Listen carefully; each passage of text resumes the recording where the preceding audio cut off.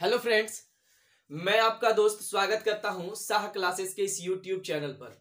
दोस्त, आज इस वीडियो में हम लोग बात करने वाले हैं क्लास 12th के लास्ट पोर्शन जो कि इकोलॉजी का यूनिट है।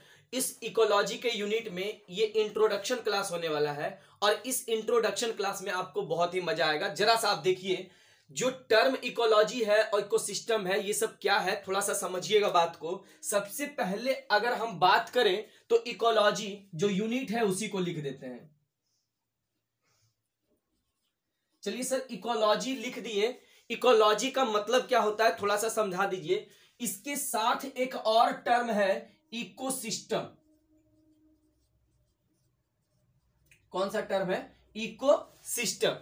इकोलॉजी और इकोसिस्टम में क्या अंतर है थोड़ा सा समझाइए। देखिए, समझने की कोशिश कीजिए, अगर समझ में आ जाए तो जरूर लिखिएगा यस सर। देखिए, इकोसिस्टम में क्या कर रहा है कि दो ऐसा चीज, मतलब कुछ ऐसा चीज जहां पे सजीव और निर्जीव दोनों रह रहा है। समझने की कोशिश कीजिए। क्या इस क्लासरूम में, इस स्टूडियो में क्या लिविंग थिंग्स है? यस सर, लिविंग थिंग्स है। हम लिविंग थिंग्स है? हाँ सर। ये मार्कर नॉन लिविंग है? हाँ सर, नॉन लिविंग है। ये कैमरा नॉन लिविंग है? हाँ है। अब और भी जगह अगर देखें, कहीं भी देख लीजिए, सभी जगह में दो चीज सामान्य चीज मिलेंगे, दो चीज कॉमन चीज मिलेगा, और वो क्या है? लिविंग और नॉन लिविंग।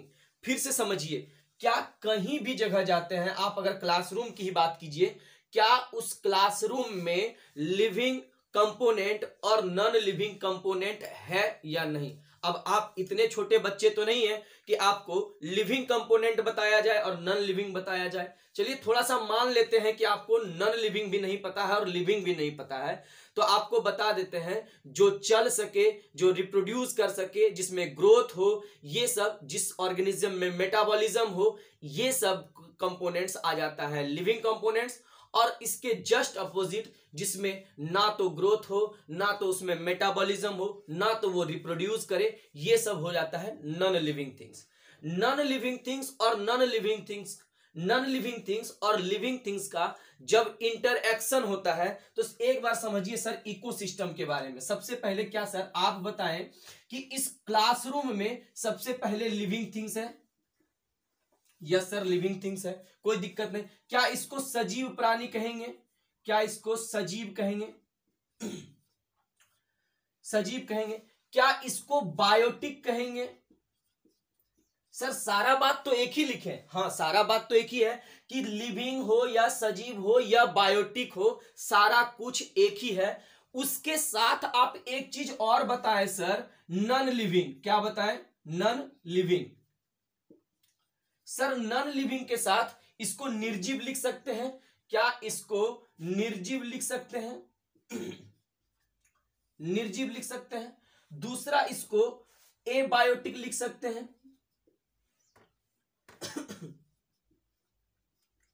एबायोटिक लिख सकते हैं। इससे क्या पता चल रहा है सर कि जब किसी भी चीज का, मतलब सर एक ऐसा प्लेस, एक ऐसा एरिया जहां पे, सर एरिया लिख दीजिए, एक ऐसा एरिया जहां पे लिविंग या नॉन लिविंग, या नहीं बोलना है, लिविंग और नॉन लिविंग दोनों एक स्पेशल एरिया में, एक ऐसे जगह में जहां एक दूसरे को इंटरएक्ट कर रहा हो, उसको क्या कहेंगे? उसको कहेंगे इकोसिस्टम। क्या कहेंगे इसको? इकोसिस्टम। फिर से समझने का कोशिश कीजिए। किसी एक क्षेत्र में या किसी एक एरिया में, चलिए क्षेत्र भी लिख दीजिए, एक ऐसा क्षेत्र, एक ऐसा एरिया जहां पे क्या? लिविंग, नॉन लिविंग, या फिर सजीव, निर्जीव, या फिर बायोटिक, अबायोटिक, सारा कुछ एक, मतलब ये सारा एक, ये सारा एक। और ये दोनों का इंटरएक्शन जब किसी पार्टिकुलर एरिया में हो रहा हो तो ऐसे चीज को क्या कहते हैं? इकोसिस्टम कहते हैं। कोई दिक्कत यहां तक नहीं? समझ में आ रहा है?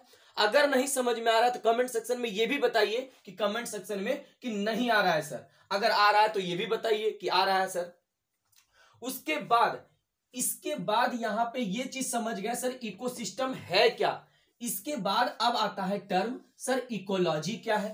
आपको सबसे फर्स्ट क्लास में बताए थे, जिसमें टर्म लॉजी लग जाए इसका मतलब होता है अध्ययन।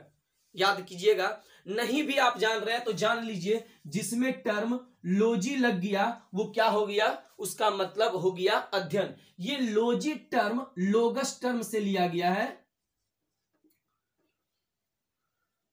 लोगस से लिया है, इसका मतलब होता है टू स्टडी। कोई दिक्कत यहां तक? To study. तो सर आप यहां पे लिखे हैं इकोलॉजी, क्या इकोसिस्टम, इकोसिस्टम, ये इको जो टर्म, इको टर्म इस टर्म से लिया गया। अब इस टर्म का मतलब ऐसा क्षेत्र या फिर ऐसा सिस्टम जिसका हम लोग अध्ययन करेंगे उसको क्या कहेंगे, इकोलॉजी नहीं कहेंगे, कहेंगे ना। तो चलिए यहां से ये समझ में आ गया सर कि इकोलॉजी वैसा अध्ययन, वैसा ब्रांच है साइंस का जिसमें बायोटिक या फिर लिविंग या नॉन एबायोटिक या नॉन लिविंग, ये दोनों का इंटरएक्शन का स्टडी करते हैं। फिर से समझिए कि सर इकोलॉजी सॉरी, इकोलॉजी जो होता है, इकोलॉजी क्या होता है कि जब हम लोग बायोटिक और एबायोटिक के इंटरएक्शन को क्या बोल रहे हैं, बायोटिक और एबायोटिक के इंटरएक्शन का अध्ययन करते हैं, इसका अध्ययन करते हैं तो क्या कहला जाता है, ये कहला जाता है इकोलॉजी। तो सर आप हमेशा ये बताते हैं कि इकोलॉजी, कोई भी शब्द पढ़ते हैं या फिर कोई भी यूनिट पढ़ते हैं तो उसका कोई ना कोई उनके फादर होता है, मतलब उनपे ज्यादा रिसर्च या उसके बारे में ज्यादा बताए हुए रहते हैं, या फिर कह सकते हैं उनका जनक। तो आप यहां पे ये बताइए सर कि इकोलॉजी के फादर कौन है और या फिर इकोलॉजी टर्म किसने दिया। दूसरा सवाल इससे ये पता चलता है कि सर जो टर्म है इकोलॉजी, इकोलॉजी कौन शब्द सबसे पहला बार यूज किए थे। तो याद कीजिएगा, जब हम लोग ऑर्गेनिज्म डाइवर्सिटी हम लोग पढ़ रहे थे उसमें जब 3 किंगडम क्लासिफिकेशन का बात हुआ था तो 3 किंगडम क्लासिफिकेशन कौन दिए थे, अर्नस्ट हैकल। तो सेम यही चीज आ जाता है यहां पे, अर्नस्ट हैकल जो है, अर्नस्ट हैकल जो है वो शब्द दिए थे। तो टर्म लिख सकते हैं यहां पे, term ecology term given by Ernst Haeckel. Sir कौन सा ईयर में दिया था, कौन सा ईयर में दिया था, किसी को कोई आइडिया? 1869 में। समझ में आया यहां तक? यहां तक किसी को कोई दुख, दर्द, कष्ट, पीड़ा, तकलीफ, परेशानी इस टॉपिक में नहीं? सर एक बार फिर से रिपीट कीजिए। सर हम लोग पढ़ रहे हैं एक यूनिट, उसका नाम है इकोलॉजी। उस इकोलॉजी को समझने के लिए सबसे पहले हम इकोसिस्टम समझते हैं। इकोसिस्टम एक ऐसा एरिया होता है जहां पे बायोटिक कंपोनेंट और एबायोटिक कंपोनेंट दोनों एक दूसरे से इंटरएक्ट करे। सर कहां इंटरएक्ट कर रहा है? सर समझिए बात को, हम लिविंग है, यस सर लिविंग है। क्या ये नॉन लिविंग है? हाँ सर नॉन लिविंग है। क्या इस पेन के मदद से, इस मार्कर के मदद से एक दूसरे से यहां पे क्लास में इंटरेक्शन हो रहा है? हाँ हो रहा है। तो क्या ये इकोसिस्टम है? हाँ सर इकोसिस्टम है। समझ में आ रहा है बात? तो ये ऐसा एरिया जहां पे लिविंग और नॉन लिविंग क्या हो, इंटरएक्ट करे, उसको क्या कहते हैं? इकोसिस्टम कहते हैं। यहां तक समझ में आ गया? अब सर इसका स्टडी को क्या कहते हैं? इकोलॉजी कहते हैं। फिर इसके बाद सर टर्म जो इकोलॉजी है सबसे पहले कौन शब्द यूज किए थे? तो अर्नस्ट हैकल किए थे। और किस ईयर में किए थे? 1869 में। रिपीट कीजिएगा, टर्म इकोलॉजी किसके द्वारा दिया गया था? अर्नस्ट हैकल के द्वारा। दूसरा कंडीशन आता है कि कौन सा ईयर में दिए थे? 1869 में। लेकिन एक और सवाल पूछ दिया जाता है, क्या इसमें पूछ दिया जाता है इकोलॉजी के फादर कौन है? इकोलॉजी के फादर है ऑडम। कौन है? ऑडम। कौन है इकोलॉजी के फादर? ऑडम। एक और सवाल पूछ दिया जाता है, क्या इकोलॉजी के फादर कौन है इन इंडिया? भारतीय इकोलॉजी के फादर कौन है? भारतीय पारिस्थितिकी तंत्र के फादर कौन है? तो रामदेव मिश्रा। रामदेव मिश्रा जो है वो क्या है? भारतीय भारतीय इकोलॉजी के फादर है। यहां तक बात समझ में आया। इससे क्या क्या सवाल आ सकता है इस यूनिट को पढ़ने के लिए एक इंट्रोडक्शन में के रूप में कि सर इकोसिस्टम क्या है, एक ऐसा एरिया जहां पे लिविंग और नॉन लिविंग की बात होगी और वो दोनों में इंटरेक्शन होगा। दूसरा इकोलॉजी का पर बात सकता है, इकोलॉजी क्या हो सकता है सर, उसका स्टडी, उसका अध्ययन क्या कहलाएगा, इकोलॉजी कहलाएगा। तीसरा सर टर्म कौन दिया था, अर्नेस्ट हैकल, किस ईयर में दिया था, 1869 में। चौथा सर इकोलॉजी के फादर कौन, ऑडम, इकोलॉजी के फादर कौन, ऑडम, रिपीट करते जाइए, इकोलॉजी के फादर कौन, ऑडम। दूसरा कंडीशन इसके साथ ये लास्ट क्वेश्चन क्या सर कि इकोलॉजी में भारतीय फादर कौन, मतलब भारत के इकोलॉजी के फादर कौन, तो रामदेव मिश्रा। ठीक है। अब इसके बाद इस चैप्टर में जो सबसे, इस यूनिट में जो सबसे पहला चैप्टर है उस चैप्टर का नाम है, चलिए इसको, अगर इसका स्क्रीनशॉट लेना है तो ले सकते हैं इसका स्क्रीनशॉट, ठीक ना, ले लीजिए इसका स्क्रीनशॉट। अगर नहीं लेना है तो कोई बात नहीं, सब चीज लिखा हुआ है किताब में, अगर ले लीजिएगा तो और अच्छा होगा, ताकि उस समय जब ये स्क्रीनशॉट को देखिएगा तो पूरा चैप्टर का ये जो लेक्चर है वो लेक्चर क्या हो जाएगा, रिकॉल हो जाएगा। अब नेक्स्ट आता है सर इकोलॉजी के बारे में। इकोलॉजी में ये यूनिट में सबसे पहला जो चैप्टर है उस चैप्टर का नाम है, उस चैप्टर का नाम क्या है, ऑर्गेनिज्म एंड पॉपुलेशन।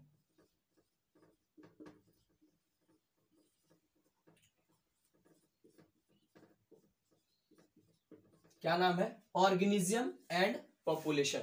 कोई दिक्कत? इस चैप्टर को पढ़ने से पहले कुछ सवाल आता है, देख लीजिए। सर इस ऑर्गेनिज्म कैसे बन गया, ये ऑर्गेनिज्म बनने से पहले की कहानी क्या है, या फिर पॉपुलेशन कैसे बन गया, इस पॉपुलेशन की बनने की कहानी क्या है, उस पर हम लोग बात करते हैं। सबसे पहले याद कीजिए जब हम लोग पढ़े थे कोई भी चीज, बायोलॉजी का सबसे पहला क्लास जिसमें हम लोग बताए थे कि बायोलॉजी को दो ब्रांच में, अलग अलग ब्रांच है, जिसको क्या बोल रहे हैं, एक को बोल रहे थे बॉटनी, एक को बोल रहे थे जूलॉजी। अब यहां पे बोल रहा है सर कि बायोलॉजी नहीं सर, अभी हम लोग पढ़ रहे हैं इकोलॉजी, तो लिखिए इकोलॉजी। सर इकोलॉजी का दो ब्रांच हम कर सकते हैं, यस सर कर सकते हैं। एक ब्रांच को क्या बोला, ऑटो इकोलॉजी,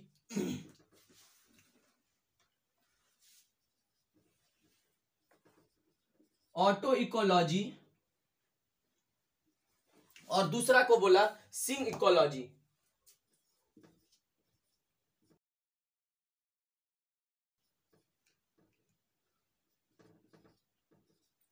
देखिए समझिए बात को, क्या क्या है सर, ऑटो का मतलब क्या हुआ, AUT, ऑटो का यहां पे, और इकोलॉजी टर्म, फिर यहां सिंग और फिर इकोलॉजी टर्म, दो अलग अलग टर्म से मिलके बना है। यहां पे बात करेगा किसी एक इंडिविजुअल का, एक ऑर्गेनिज्म के बारे में, मतलब सर वन ऑर्गेनिज्म, या फिर लिख सकिए वन ऑर्गेनिज्म। कोई दिक्कत यहां तक, वन ऑर्गेनिज्म के बारे में। और यहां पे क्या बोलेगा, ग्रुप ऑफ ऑर्गेनिज्म या डिफरेंट ऑर्गेनिज्म, ग्रुप ऑफ लिखिए या डिफरेंट ऑर्गेनिज्म के बारे में।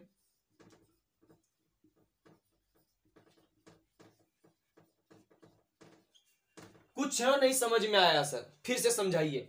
सर इकोलॉजी का जो ब्रांच है, टोटल 12 ब्रांच है, उस 12 ब्रांच में हम लोग सिर्फ दो ब्रांच के बारे में जान रहे हैं कि एक को बोले ऑटो इकोलॉजी, दूसरे को बोले सिंग इकोलॉजी। क्या बोले, एक को बोले ऑटो इकोलॉजी और दूसरे को क्या बोले, सिंग इकोलॉजी। ऑटो इकोलॉजी में हम वैसे सर, इकोलॉजी का मतलब सर, इकोलॉजी का मतलब इंटरेक्शन बिटवीन क्या, लिविंग और नॉन लिविंग कंपोनेंट्स। यहां पे वही बात बोल रहा है, जब एक सिंगल ऑर्गेनिज्म, अगर मेरी बात अगर हो रही है तो यहां पे हम और किसी पार्टिकुलर, किसके particular sir, non living components का स्टडी करेंगे तो इसको ऑटो इकोलॉजी कहेंगे। और वहां पे डिफरेंट ऑर्गेनिज्म का अगर स्टडी करेंगे, किसका, interaction of their non living components, उसके नॉन लिविंग कंपोनेंट्स के साथ इंटरेक्शन करेंगे, तो वैसे कंडीशन में क्या कहेंगे, इसको कहेंगे सिंग इकोलॉजी। समझ में आया? नेक्स्ट कंडीशन सर, इस इकोलॉजी के बारे में जानने से पहले फिर एक चीज और कि सर ये चैप्टर में क्या दिया हुआ है, इस चैप्टर में दिया हुआ है ऑर्गेनिज्म एंड पॉपुलेशन, जो चैप्टर नंबर 17 है। कौन सा है, 17। इस चैप्टर 13 है इस चैप्टर नंबर जो है 13 है, ठीक है ना, 12th का चैप्टर नंबर 13 जो ऑर्गेनिज्म एंड पॉपुलेशन का बात करेगा। ऑर्गेनिज्म एंड पॉपुलेशन में सबसे पहले ये बताइए सर कि ये ऑर्गेनिज्म जो आया कहां से आया, इस ऑर्गेनिज्म को बनने से पहले क्या था। इस ऑर्गेनिज्म को बनने से पहले ये था कि सबसे पहले माइक्रोमोलिक्यूल्स बनेगा,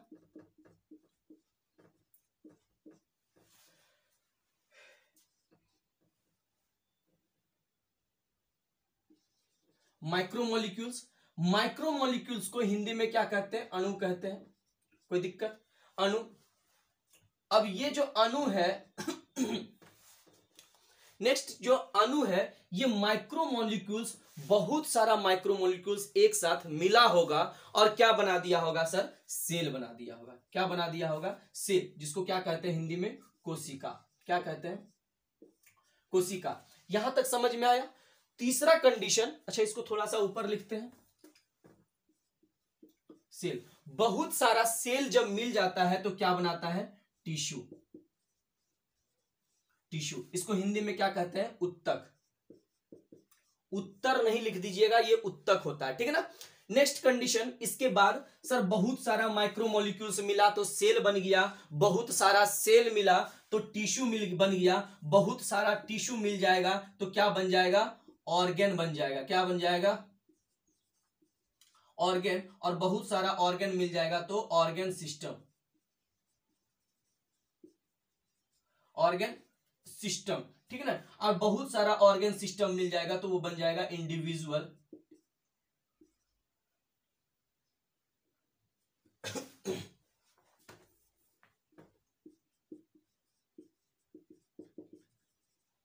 इंडिविजुअल, इसी को क्या कहते हैं, इसी को कहते हैं ऑर्गेनिज्म।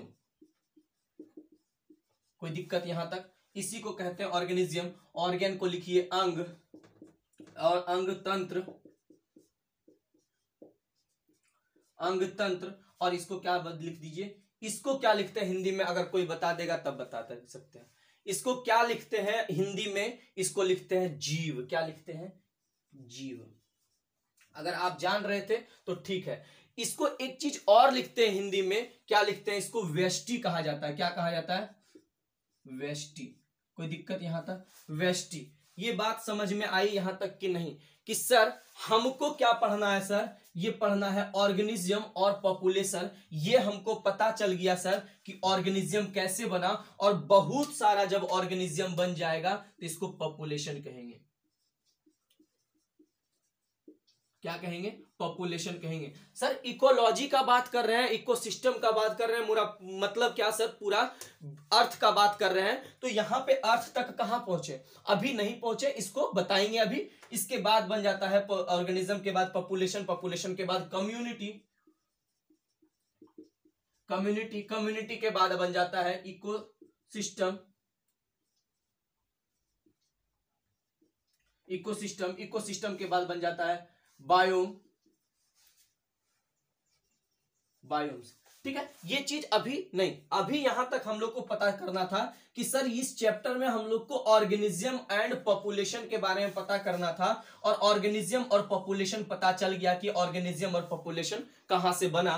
तो यहां से हम लोग एक बात कह सकते हैं कि जो भी एक इंडिविजुअल बना, जो भी एक पॉपुलेशन बना, उसका यूनिट क्या है सर, उसका यूनिट ये माइक्रोमोलिक्यूल्स है। ये सेल के बारे में अभी हम लोग नहीं बोलेंगे, उसका यूनिट क्या है, उसका यूनिट यही है माइक्रोमोलिक्यूल्स। समझ में आया, ये पूछा हुआ क्वेश्चन है इसीलिए आपको यहां पे बता दिए। बहुत लोग सेल मार देता है और वो गलत हो जाता है। यहां पे क्या बोलेंगे कि इस ऑर्गेनिज्म और इसका जो पॉपुलेशन का यूनिट जो होगा वो माइक्रोमोलिक्यूल्स होगा। ठीक है ना, यहां तक किसी को अगर कोई दिक्कत है तो बताइए, ठीक ना। इसके बाद लेक्चर में हम लोग यहां तक रखेंगे इस लेक्चर को, ये लेक्चर बड़ा ना हो जाए इसके लिए। इसके बाद हम लोग इसके बारे में पढ़ेंगे कि इस चैप्टर में पढ़ना क्या क्या है, जैसे कि सर ऑर्गेनिज्म और पॉपुलेशन को इफेक्ट कौन कर रहा है। सर इफेक्ट मतलब सर इसको प्रभावित कौन कर रहा है, ये जीवित कैसे रह रहा है। तो इसमें 4 फैक्टर आता है। तो ये 4 जो कंपोनेंट है, उस 4 कंपोनेंट का नाम है टेम्परेचर, लाइट, वाटर और सॉइल। क्या है, टेम्परेचर, लाइट, वाटर, सॉइल। फिर से एक बार रिपीट कर लीजिए, ये 4 कंपोनेंट्स के बारे में हम लोग देखेंगे नेक्स्ट क्लास में, और ये 4 कंपोनेंट्स के बारे में देख करके उस चैप्टर को स्टार्ट करेंगे कि कैसे इस चैप्टर को स्टार्ट किया जाए। ठीक है ना। ये इंट्रोडक्शन आपको कैसा लगा? अगर इसी तरह का वीडियो आपको चाहिए तो कंटिन्यू रखिए। ठीक है, चलिए मिलते हैं नेक्स्ट वीडियो में, तब तक के लिए थैंक यू, दैट्स ऑल।